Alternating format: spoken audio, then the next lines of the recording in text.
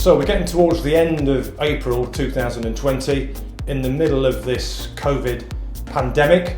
Despite that, operationally, we're still flying and still teaching at our operational facility in Merritt Island, Florida. To give you an example, last Sunday we flew 100 operational hours, and last month we also flew 2,600 operational hours.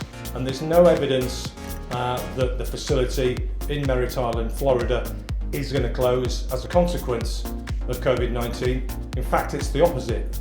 The mayor of the area where we operate out of Merritt Island has indicated the restrictions are going to start to be relaxed.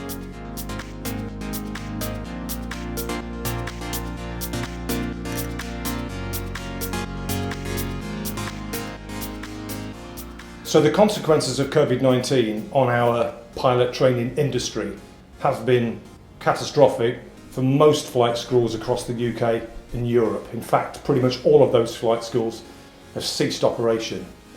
So to mitigate that, our organisation is now offering 20 scholarships for the first 20 candidates from the UK and Europe that enrol into our two-fly ProPilot programme with a view to commencing training at some point in 2020. So as soon as the UK government say that it's safe to travel, we're going to be contacting all those candidates, and there are many of them, but we'll be contacting all of those candidates with a view to asking them to come to our office here at East Midlands International Airport in order to undertake the pre-enrolment assessment, which will hopefully result in us sending those candidates a pre-enrolment offer letter. And it's at that point, once they've triggered that offer letter, that the clock starts ticking, and hopefully they can start turning propeller blades at some point in 2020. And I do think the world is going to start to recover from this.